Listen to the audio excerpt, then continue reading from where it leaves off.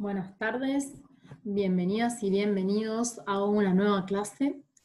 En esta oportunidad vamos a seguir con la unidad 2 y vamos a seguir analizando este mundo del trabajo que tiene algo que ver con el derecho laboral, pero no necesariamente. Vamos a estar enfocándonos, como siempre, más desde el punto de vista de la economía.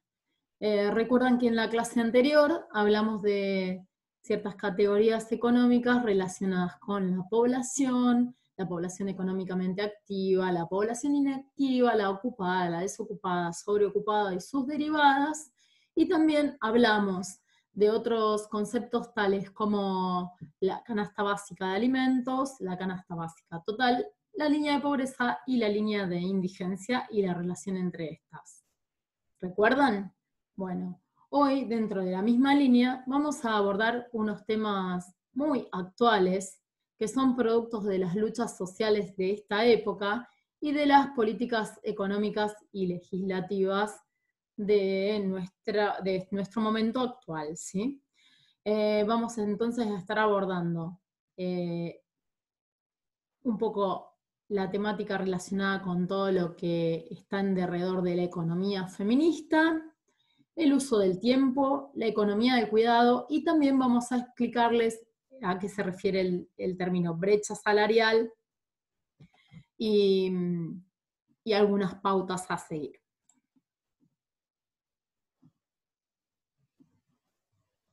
Para comenzar, podemos decirles o contarles, mejor dicho, que el INDEC, a través de la encuesta nacional sobre el trabajo no remunerado y el uso del tiempo, a partir de ahora, como les decía, y esto sí, es algo nuevo, cuantificará el trabajo invisibilizado de las mujeres en sus hogares. Así, para hablar un poco más de lo contextual, a nivel mundial, la Organización Internacional del Trabajo observa que en 59 países hace una observación de cómo se llevan adelante las tareas domésticas no remuneradas, y lo que pone de relevancia es que las mujeres utilizan 19% de su tiempo para realizar este tipo de tareas. En cambio, como contrapartida, los hombres solo utilizan el 8% de su tiempo a tales fines. En este caso, bajamos a nuestro país, a la Argentina, y lo traemos más a nuestra realidad. Aquí, el trabajo doméstico no remunerado, según el relevamiento que se hizo desde el INDEC, dentro del marco de la encuesta nacional sobre el trabajo no remunerado y uso del tiempo, en el año 2013, arrojó estos resultados. Los hombres que hacen trabajo doméstico no remunerado corresponden a el 24%. Esto quiere decir que disponen 2 horas por día a ese tipo de trabajo. En cambio, las mujeres comprenden un 76% y estarían disponiendo de su día unas 5,7 horas, o sea, casi 6 horas por día.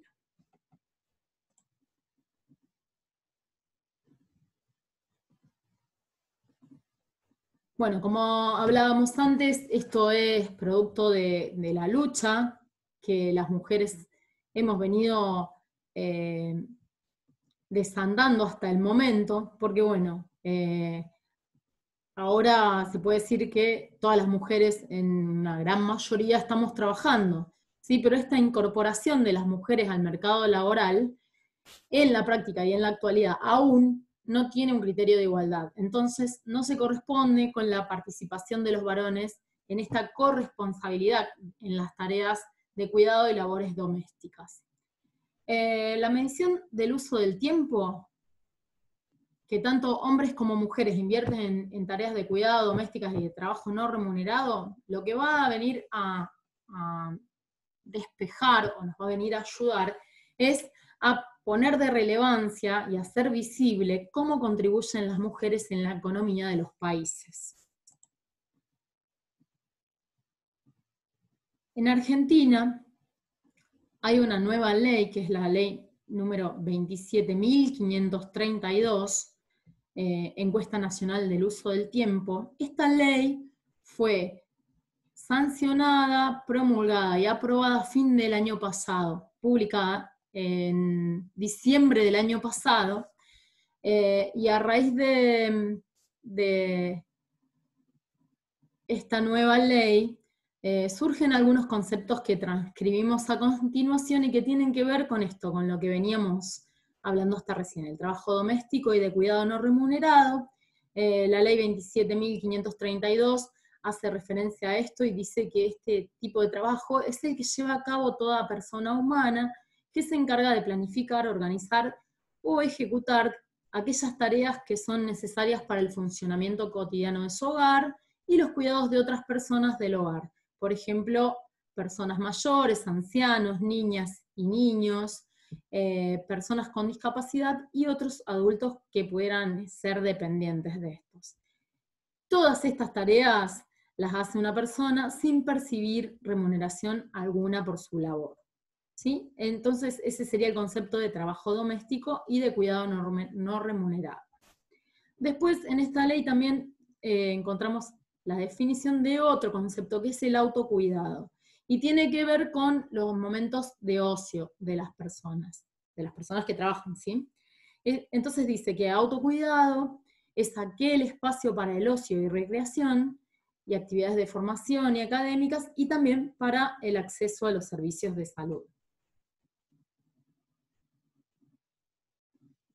Como decíamos antes, el ocio es el tiempo personal que cada persona puede dedicar para sí mismo, ¿no? Está definido en este artículo que vimos acá, el artículo 2, inciso C de la ley 27.532, y entonces podemos decir que este tiempo de ocio es el que en general uno cuando piensa en ocio, ¿qué piensa? En tiempo improductivo, en el tiempo de descanso, en el que uno realiza actividades recreativas al aire libre o de cualquier índole que no sea laboral, ¿sí?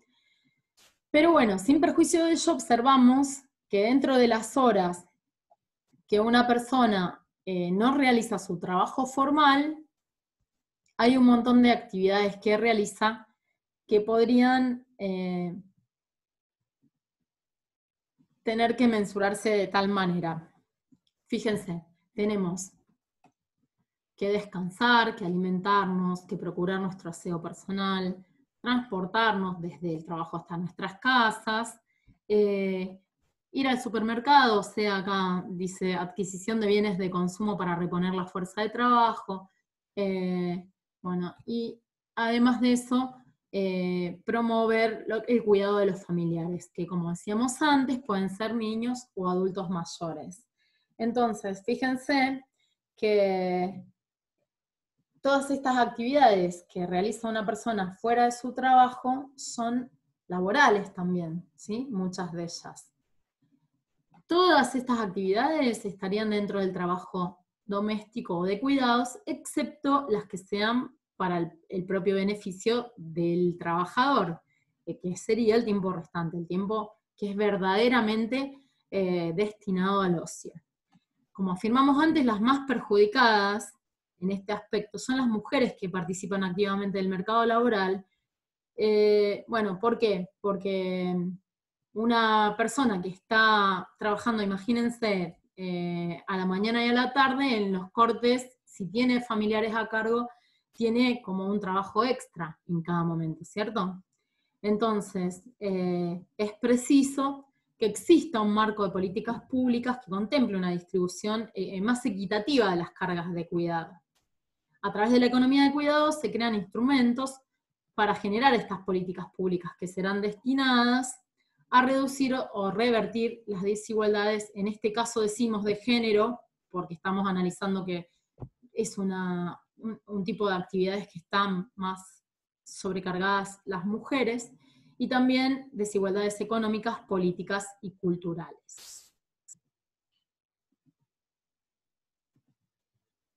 Seguimos haciendo referencia a la ley 27.532 de nuestro país, y podemos afirmar que en realidad, y esto sí ya es más a nivel, no solo a nivel nacional o local o provincial, sino también a nivel mundial, ¿sí? Más que nada como de índole social dentro del capitalismo, siempre el sostenimiento de la reproducción social de la fuerza de trabajo se pudo conseguir a lo largo de toda la historia del capitalismo, gracias a las mujeres que históricamente se han hecho cargo de las tareas de cuidado de los trabajos domésticos. Piensen que ahora todas las mujeres trabajamos o somos en la gran mayoría, las mujeres en edad activa, tenemos un trabajo fuera de nuestros hogares. Pero en otro momento donde no era tan habitual esto, y donde todavía no había tantos derechos ganados y adquiridos por las mujeres, igual ellas garantizaban este tipo de tareas. Y eran trabajo, pero no remunerado, este tipo de trabajo, tareas de cuidado y trabajos domésticos. Luego de un arduo camino transitado por las mujeres luchadoras y la lucha feminista en sí como movimiento, se produjeron nuevas legislaciones y políticas públicas también, a partir de las cuales se empezó a poner de relevancia esta invisibilización que hasta el momento tenían las mujeres que se dedicaban a tareas de cuidado y trabajo no remunerado. Se les empezó entonces a dar esta relevancia que merecen y a incorporarlas dentro de estas políticas públicas y leyes nacionales que veníamos hablando. En nuestro país, la ocupación en trabajo doméstico se mide de esta forma. Fíjense cuán desigual queda. Una mujer que trabaja 45 horas semanales fuera de la casa dedica a sí mismo más tiempo al trabajo doméstico que un hombre que está desempleado. Un hombre que está todo el día en la casa igualmente no alcanza a hacer la cantidad de actividades de trabajo doméstico o de cuidado que hacen las mujeres.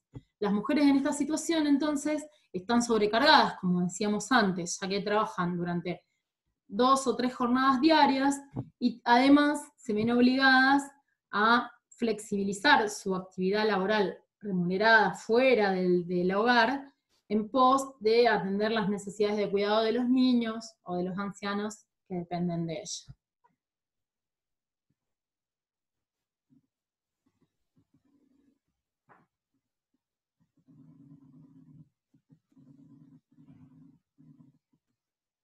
Bueno, ahora vamos a hablar un poquito de la brecha salarial entre varones y mujeres en Argentina. Vamos a hacer un breve análisis sobre los determinantes de la diferencia salarial entre varones y mujeres en Argentina. Dijimos al principio que tanto hombres como mujeres, casi en forma bastante igualitaria, nos encontramos dentro del mercado laboral, ¿sí?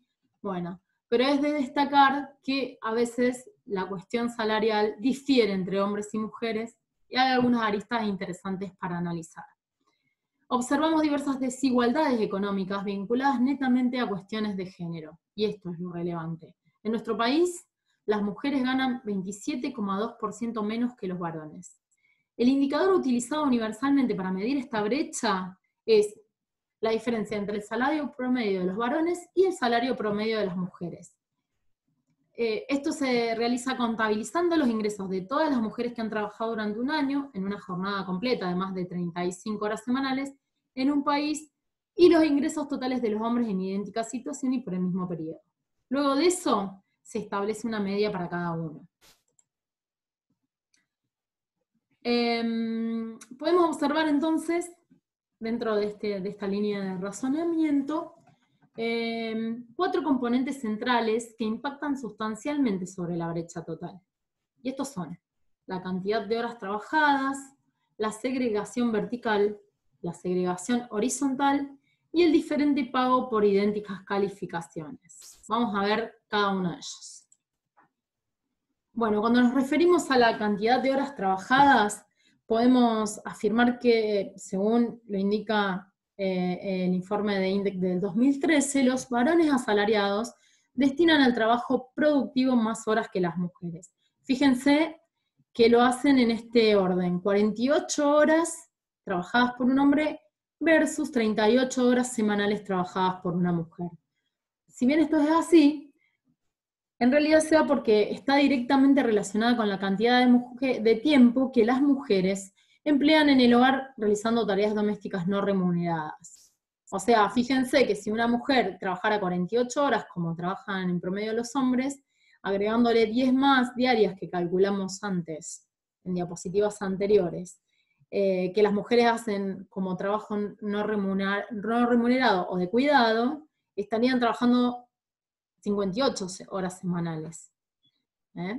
Entonces, bueno, es de destacar que las mujeres argentinas que trabajan 45 horas semanales en el mercado, igualmente destinan mayor cantidad de tiempo a tareas domésticas que los hombres que se encuentren desempleados. Siguiendo por esta misma línea de pensamiento, y en este punto de cantidad de horas trabajadas, podemos hablar del trabajo reproductivo versus el Homo economicus. Cuando hablamos de trabajo reproductivo, también nos estamos refiriendo indirectamente a la división sexual del trabajo. Esto quiere decir que es un trabajo no remunerado, que históricamente ha quedado totalmente a cargo de las mujeres. Fíjense que en nuestra legislación nacional, en la ley de contratos de trabajo, se plantea esta desigualdad, ya que las mujeres tenemos 3 meses de licencia en caso de ser mamás, y los papás solamente se ven beneficiados con 2 días. Esto sería, en todo el análisis que estamos haciendo en la clase de hoy, lo único que va en contra de los derechos del hombre, ¿no? El hombre tendría que tener la misma cantidad de tiempo que la mujer, para hacer un criterio de igualdad, en la posibilidad de tener licencia laboral para poder estar asumiendo los cuidados de su bebé recién nacido. Entonces podemos afirmar que hay falta de políticas públicas, todavía no están igualadas. Estas políticas públicas destinadas a la promoción de este derecho también tendrían que incluir guarderías, y sí está contemplado en algunas legislaciones, pero en la práctica muchas veces no se cumple el hecho de que las mamás puedan retirarse o llegar más tarde por cuestiones de lactancia cuando sus bebés son muy pequeñitos. Bueno, como contrapartida del trabajo reproductivo habíamos dicho que estaba el Homo economicus. ¿Qué sería esto? El Homo economicus es un concepto que reduce su análisis a un ser desprovisto de rasgos sociales, como si fuese un objeto más que un sujeto, ¿no? Y este sujeto tendría un único trabajo posible, que es el trabajo productivo. Ese trabajo productivo sería una persona que esté pensada como una maquinita dentro de los engranajes del capitalismo, y dentro de la célula que es la familia, esta maquinita, que sería un sujeto, estaría directamente o únicamente destinado a la provisión de bienes y servicios. Tengan en cuenta que este rol de proveedor de bienes y servicios y de bienes de consumo y de dinero desde el mercado laboral hacia las casas siempre ha sido un rol reservado a los hombres. Entonces, podemos concluir que el error consiste en asociar la palabra trabajo exclusivamente a la noción de trabajo productivo, ya que si contamos el total de horas trabajadas, integrando a estas las destinadas a las labores remuneradas o no, podemos afirmar que en promedio las mujeres trabajan 10 horas más por semana que los hombres. ¿Sí? Ya lo decíamos antes. Podemos agregar entonces que la tasa de actividad de las mujeres cae también, y esto va relacionado con esta división, entre comillas, sexual del trabajo. ¿Cuándo cae? Cae cuando aumenta la cantidad de niños en el hogar, mientras que para los varones se produce a la inversa. Esto también se da en los salarios, ya que a menudo las mujeres están más dispuestas a aceptar empleos con menor carga horaria. Y todo en base a lo mismo, a que cuando se incrementa la cantidad de niños hay más personas que requieren cuidados dentro del grupo familiar, y el hombre sale a obtener más bienes y servicios y a proveer al grupo familiar, y la mujer, por una cuestión atribuible más a una cuestión sociocultural, termina accediendo a asumir ese rol de quedarse en la casa y de trabajar menos horas en el mercado laboral. En ese sentido, de acuerdo a la OIT, a la Organización Internacional del Trabajo, en el 2015, la brecha salarial por maternidad, y fíjense que acá estamos hablando de una brecha salarial de sueldos de mujeres comparados con otros sueldos de mujeres, distinto a lo que veíamos antes. Acá la diferencia se da entre las remuneraciones de las mujeres que son madres con respecto a aquellas que no lo son. Y eso arroja un porcentaje de un 16,8%.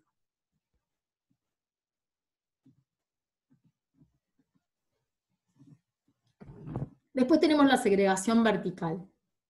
La Organización Internacional del Trabajo dice que hay un 35% de mujeres que ocupan cargos jerárquicos. Como ven, 35% no sería equitativo o igualitario con respecto a los hombres. La segregación vertical es la subrepresentación de un grupo identificable de trabajadores, que en este caso son mujeres, que tendrían que estar en la punta de una pirámide ocupacional específica. ¿Esto qué quiere decir? Que tendrían que estar ocupando cargos relevantes, puestos gerenciales o cargos jerárquicos en general. En Argentina, las mujeres están en promedio más educadas que los varones, pero las pocas que alcanzan puestos gerenciales usualmente lo hacen en sectores peor pagos, que son servicios administrativos o recursos humanos. La fuente de esta información es el Ministerio de Trabajo, Empleo y Seguridad Social, año 2014. Hay otro concepto que es el de la segregación horizontal. Bueno, a contrario de lo que veíamos recién, la segregación horizontal es la expresión que refiere directamente a la distribución de trabajadores entre sectores, basado en cuestiones de género. Podemos ver mayor predominio de varones o mujeres en unos u otros sectores. ¿Cómo les parece que podrían distribuirse acá las tareas? Fíjense, cuando uno piensa en un trabajo que sería un trabajo de mujer, o si no, un trabajo de hombre, como si eso fuese así, y no es así. Es como que socialmente hay algunos sectores en los que hay mayor cantidad de mujeres, y está aceptado socialmente, hasta, bueno, mientras nos vamos deconstruyendo, y hay otros sectores que están como destinados al trabajo de los hombres, cuando no debería ser así. Entonces, es relevante destacar que las mujeres predominan desempeñando labores en sectores peor pagos. Y ahí es donde se da la brecha laboral otra vez. Esto sucede con las actividades vinculadas a las actividades de cuidado que les son asignadas tradicionalmente dentro del hogar. Entonces, para hablar de áreas donde predomina ese trabajo femenino, podemos hablar de la educación, la salud y el servicio doméstico. Finalmente, vamos a hablar de una cuarta característica, donde vamos a hablar de personas sin diferenciación de género, que tienen igual calificación, o sea, que tienen una formación similar, pero que por una cuestión sí ahora de género, reciben un diferente pago, no respetando este precepto de igual remuneración por igual tarea. Esto se da entonces cuando personas que revisten similares características de edad, nivel educativo, horas trabajadas, etc., perciben un salario distinto simplemente en base a su género.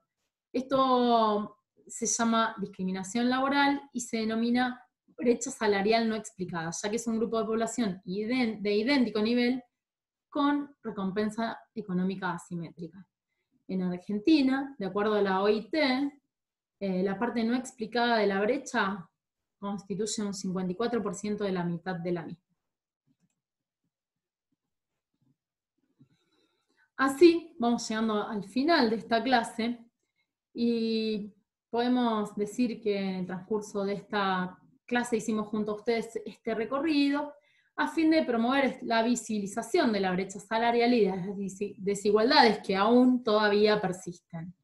En consecuencia, apostamos a una concientización sociocultural que incluya a todas las personas sin distinción de género y que nos permita reposicionarnos, reflexionar y habilitarnos a pensar en una verdadera economía crítica concebida como una ciencia social y donde se tenga en cuenta la perspectiva de género.